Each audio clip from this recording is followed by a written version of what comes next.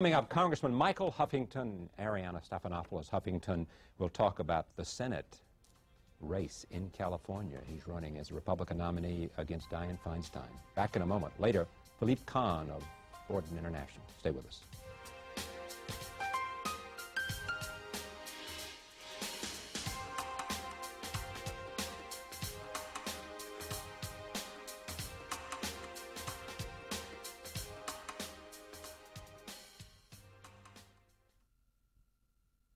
One of the important Senate races in the country in the upcoming national election will be in California, where Michael Huffington, a congressman, is running against Dianne Feinstein, the incumbent senator from the state of California. All eyes will be there. Some say it will be the richest Senate race. More money will be spent than on any other race. Michael Huffington comes from a Texas family. His father made a lot of money in the oil business. He went to Harvard Business School. He went to Stanford. He lives in Santa Barbara. He lives there with his wife, Arianna. She is an author who went to Cambridge and has written a number of books. Her latest book is called The Fourth Instinct, The Call of the Soul, and I'm pleased to have them here. Welcome. Thank you. Did I say that right? Not quite. Stasanopoulos. But aren't you glad I dropped it? Well, I was looking, so I would have checked it. But thank you for coming. Let me just lay this out to you, because it is too interesting to let go. I should make a note that this is your 44th birthday. Is that correct? That's correct. And you had an operation while you were in the Congress for a detached retina. On July 4th, I celebrated. I think you are a writer. If you look at this notion, a son of Texas coming from a very wealthy Texas family who goes to both Stanford and Harvard Business School, who goes into the family business, who comes to marry one of the best-known writers in the country, who's had a number of successful books, including biographies of Maria Callas and also Pablo Picasso. There's a big wedding on Park Avenue. They go to live in Santa Barbara. He served as a congressman for one term. Almost as soon as he is elected, he begins to run for the Senate. There's also notion about the biggest state in the Union with the most electoral votes. This is the kind of thing that is the fodder of novelists. You forgot about our two kids. And they're two perfect kids, or two daughters, right? Redhead, 3 and 5. Tell me about this political union, because many people say that this is a little bit like Bill and Hillary, that, as Mrs. Clinton said during the campaign, you get two for the price of one. Is that what we got here in this race? Well, the difference between us, there's some similarities and there are a lot of differences. When I first met Arianna, almost 8.5 years ago, first thing I asked her what was the most important thing in her life? And she said God. And when she said that, I knew that she was my soulmate and that she was going to be my future wife. Now, the other thing I did before I asked her to marry me is I said, someday I may run for political office. I'm now a businessman. That's a very different type of life if we're in politics. Does that change your mind? And thank goodness she said it didn't change her mind. So the desire to go into politics was originally mine, but it turns out that Arianna had an interest in politics, and so we're together as a team, but we don't share power like the Clintons do. We share ideas, and we share our love for each other, and we share our children with each other. But we're both, I would say, yes, you get for the price of two, you get, or one, you get two. What do you disagree about politically? Well, I think that the main difference, beyond what we disagree about, and we do disagree about some things, is that my life before I married Michael was a public life to the extent that I was a writer, journalist, doing television, and that my way of trying to influence what's happening is through ideas, through writing, through speaking, not through policy. And that will always be the case, whether Michael is elected to the Senate or not.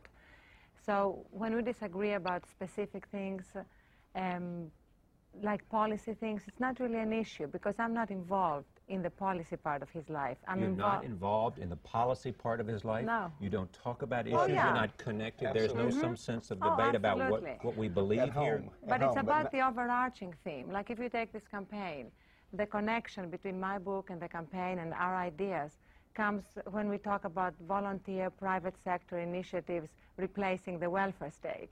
But that's the overarching theme of the campaign. We don't talk about what are his views on Rwanda or what are his views on the specific... what are his views on Rwanda? I don't even know what his views on Rwanda. I thought so. All right. What are your views on Rwanda? Well, my feeling is on a lot of these countries, it's a tragedy when we lose a life anywhere. And that's whether it's in a foreign country or whether it's here on the streets of New York or on the streets of Los Angeles. I don't like seeing death at all.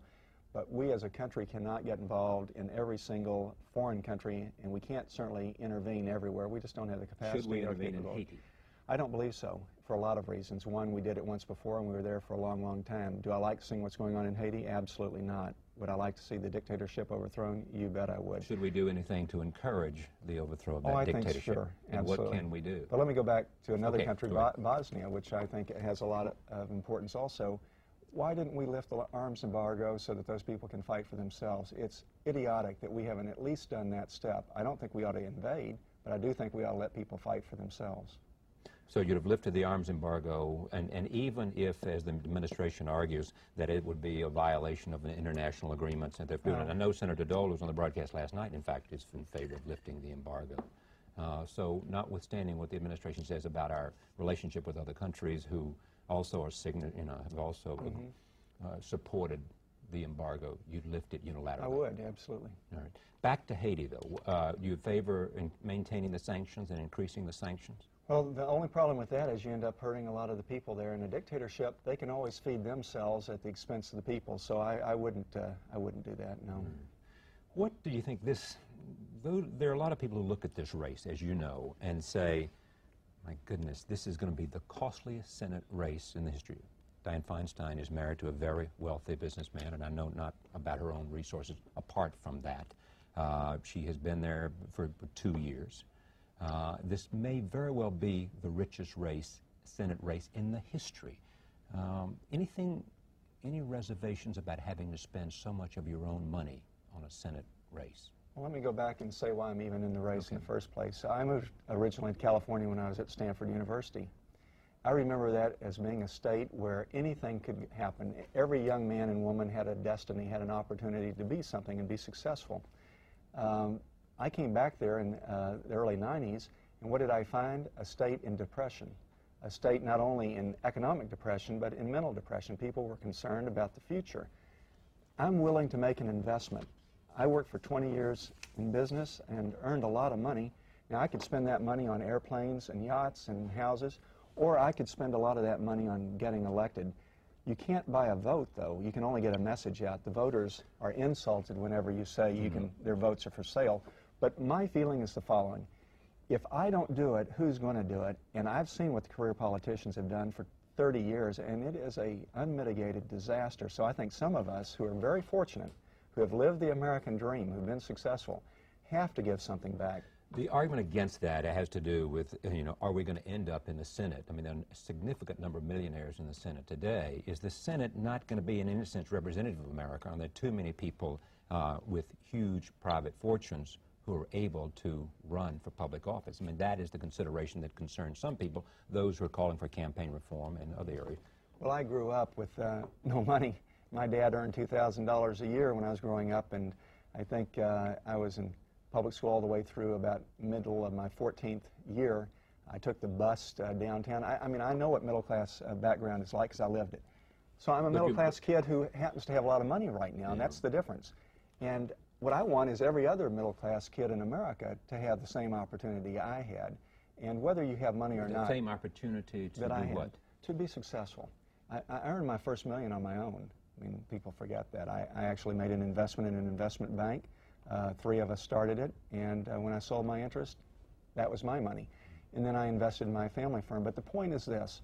I want everybody in America to have an opportunity to be whatever they want to be, whether it's a ballerina or whether it's a nurse or a doctor or a commentator or a businessman, anything.